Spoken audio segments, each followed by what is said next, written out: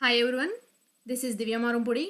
Today I would like to explain refinement stages and software engineering.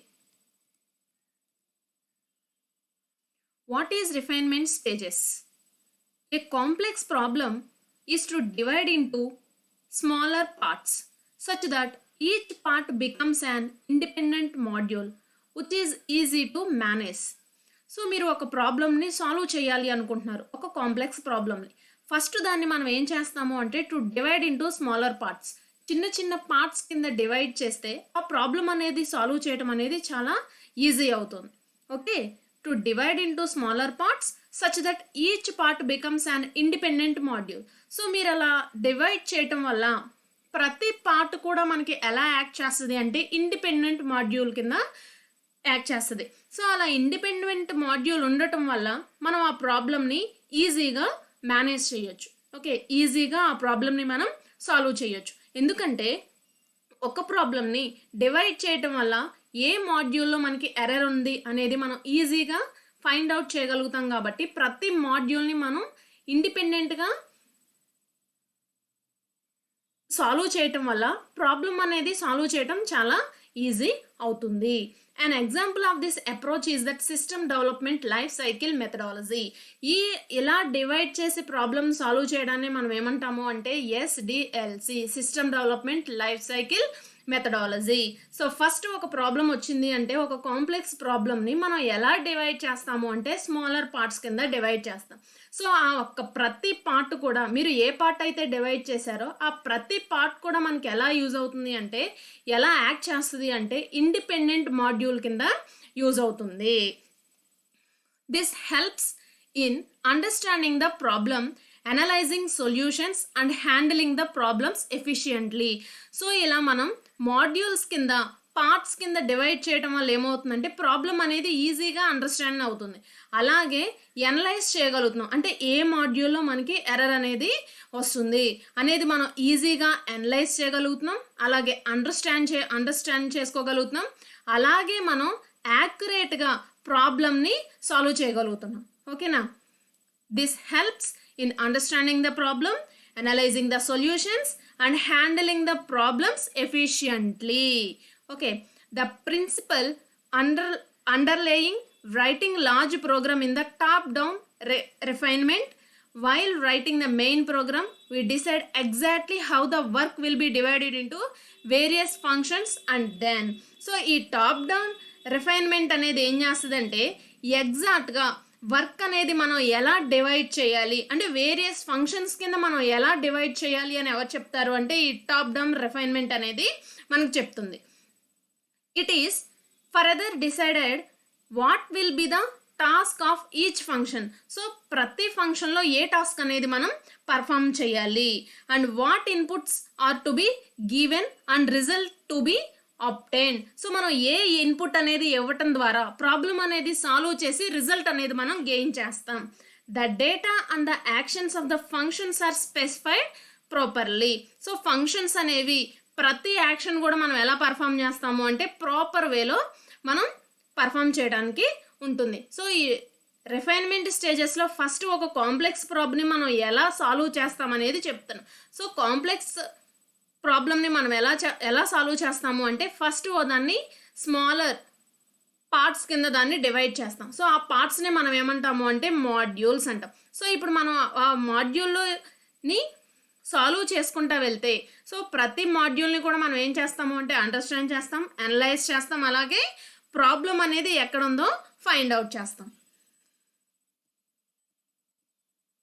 So ఇక్కడ మనం మేజర్గా two పార్ట్స్ని observe చేద్దాం. First one top down refinement and top down specification.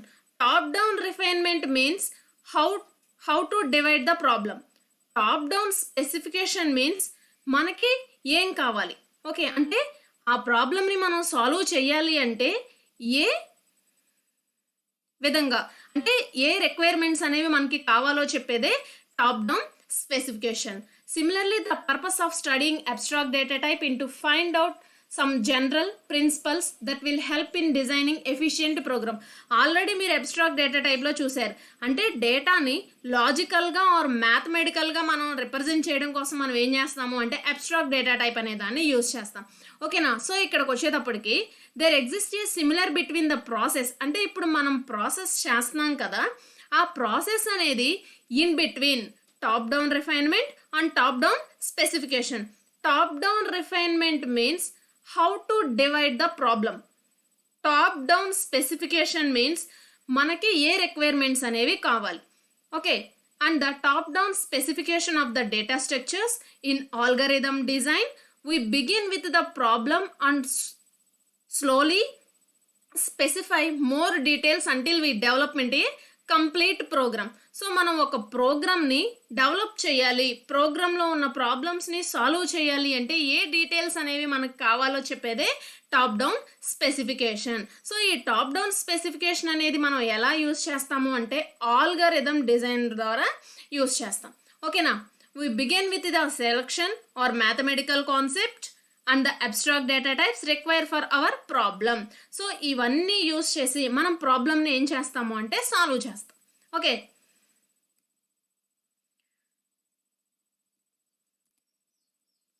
the application or the nature of problems determines the number of refinement stages required in the specification process. So ఈ specification ప్రాసెస్లో మనకి ఏమవుతుందంటే number of problems అనేవి తెలుస్తూ ఉంటాయి. Find out చేయడం అనే number of ప్రాబ్లమ్స్ని మనం ఏం చేస్తాము అంటే ఫైండ్ అవుట్ చేస్తాం. Different problems have different number of refinement stages, but in generally they are 4 levels of refinement process. So ఈ రిఫైన్మెంట్ ప్రాసెస్ అనేది మనం సాల్వ్ చేయాలి, ఈ రిఫైన్మెంట్ ప్రాసెస్ అనేది మనం యూజ్ చేయాలి అంటే మనం మేజర్గా 4 స్టేజెస్ని యూజ్ చేస్తాం. అందులో first one conceptual level or abstract level, algorithmic or data structures, programming or implementation, application. First one, abstract level. At this level, we decide how the data is related to each other. Already మీరు abstract data typeలో చూసారు. మనం abstract data type use చేసాము అంటే లాజికల్గా are మ్యాథమెటికల్గా అందులో ఉండేటువంటి కాంపోనెంట్స్కి ఒక్కదానికి ఒక కాంపోనెంట్కి అనదర్ కాంపోనెంట్కి రిలేషన్ అనేది మెయింటైన్ అవుతుందా లేదా అనేది చూస్తాం. సో ఈ కాన్సెప్చువల్ లెవెల్లో కూడా మనం ఏం చేస్తాము అంటే we decided how the data is related to each other. ఒకదానితో ఒకటి రిలేషన్ అనేది మెయింటైన్ చేస్తుందా లేదా అనేది చూడాలి. ఓకేనా? And what operations are needed. So అలా ఉన్నప్పుడు మనం ఏ ఆపరేషన్స్ అనేవి పర్ఫామ్ చేయగలుగుతాం. Details about how to store data and how various operations are performed on that data are not decided at this level. So A type of operations అనేవి మనం perform చేస్తాం, ఏ type of operations అనేవి మనకి no need అనేవి మనకి ఎక్కడ చెప్తుంది అంటే ఈ అబ్స్ట్రాక్ట్ లెవెల్లో తెలుస్తుంది. Next one algorithmic or data structure level. In this data structures level, at data structure level we decide about the operations on data as needed by our problem. మనకి ఈ ఆపరేషన్స్ అనేవి ఏం చెప్తున్నాయి అంటే which type of data you needed. So ఒక ప్రాబ్లమ్ని మనం solve చేస్తున్నాం, ఆ ప్రాబ్లమ్స్లో మనం ఏ డేటాని ఇన్సర్ట్ చేస్తే ఏ డేటాని రిమూవ్ చేస్తే మనకి ప్రాబ్లమ్ సాల్వ్ అవుతుంది అనేది ఇక్కడ మనం చూస్తాం. We decide what kind of data structures will be required to solve the problems. So, ఈ data structures లో which type of data you want to solve the problems. Next one, implementation level. At implementation level, we decide the details of how the data structure will be represented in the computer memory. So, ఇందాక data structure level చూసాం. So data structure level అనేది ఏం చేస్తుంది, ఒక particular ఆర్డర్లో డేటాని మెమరీలో store చేయడం కోసం మనం ఏం చేస్తాం, డేటా స్ట్రక్చర్ అనే దాన్ని యూజ్ చేస్తాం. సో ఈ ఇంప్లిమెంటేషన్ లెవెల్ అనేది data structure will be represented in the computer memory. So ఈ డీటెయిల్స్ అనేవి, so we decide the details of how the data structure will be represented in the computer memory. So ఈ details అనేవి computer మెమరీని ఎలా represent చేస్తాయో చెప్తాయి. ఓకేనా? In the implementation level, for example we decide whether the linked list will be implemented with pointers or the cursors in the array. Next one, application level. This level settles all details required for particular application, such as names for variables or special requirement for the operation imposed by applications. So ఈ application level అనేది మనకి ఏం చెప్తుంది అంటే ఏ type of data అనేది, for example మీకు names కావాలా, లేదు వేరియబుల్స్ కావాలా, లేదు స్పెషల్ రిక్వైర్మెంట్స్ ఏమన్నా ఉన్నాయా. So special requirements for the operations imposed by the application. So మీరు యూజ్ చేసే అప్లికేషన్లో వీటి యొక్క రిక్వైర్మెంట్స్ అనేవి ఉన్నాయా లేదా అనేది మనకి ఎవరు చెప్తారు అంటే ఈ అప్లికేషన్ లెవెల్ అనేది చెప్తారు.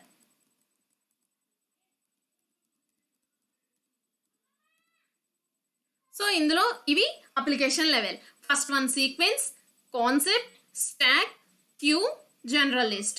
సో ఈ concept includes algorithm includes code.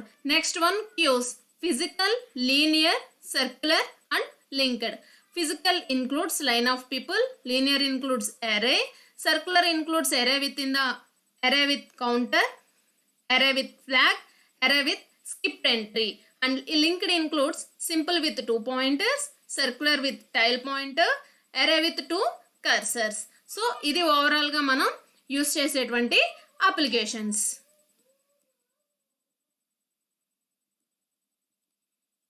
Next, the first two levels are often called conceptual.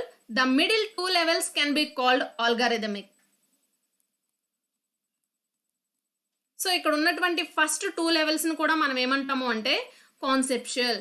Next 2 లెవెల్స్ని మనం ఏమంటాము అంటే ఆల్గరిథమిక్ అంటాం. The last level is basically concerned with programs. So last లెవెల్లో మనకి ఏముంటాయి అంటే ప్రోగ్రామ్స్ అనేవి ఇన్క్లూడ్ అయి ఉంటాయి. The conceptual level, the queue has been selected as an abstract data type, and further at the next level circular queue can be selected. So first level అనేది ఏం చేస్తుంది అంటే నెక్స్ట్ లెవెల్ని సెలెక్ట్ చేస్తుంది. And the next second chapter, principles of programming and analysis of algorithms. The key features of second chapter: software engineering, program design, algorithms, different approaches to designing an algorithm, complexity, big O notation, algorithm analysis, structured approach to programming, recursion, tips and techniques for writing programs in C.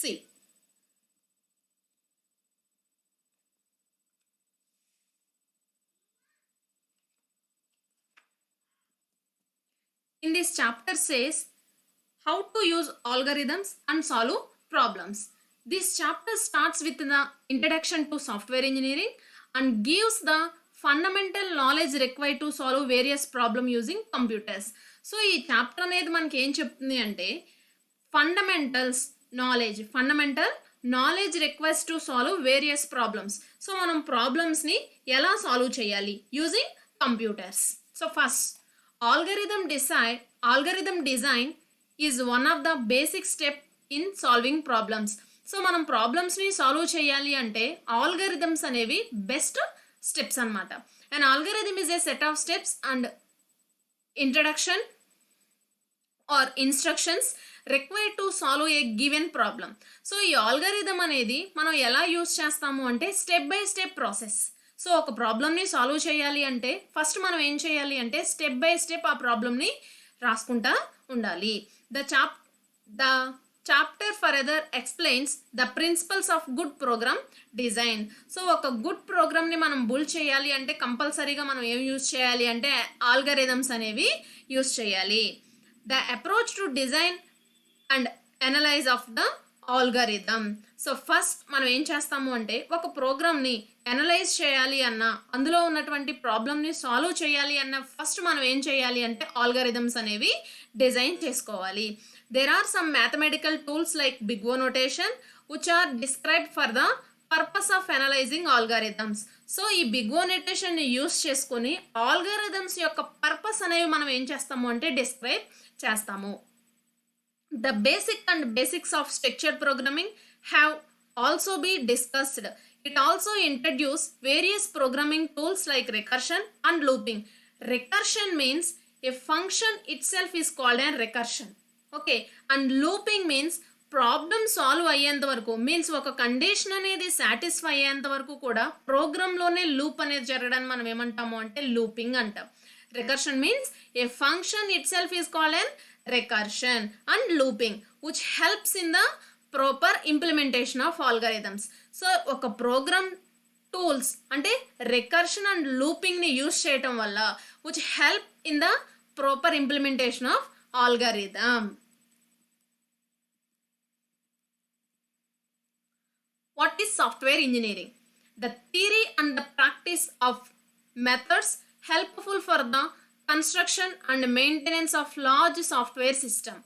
Development of a good software is process which contains for long time before the software or program takes the final shape and is input into the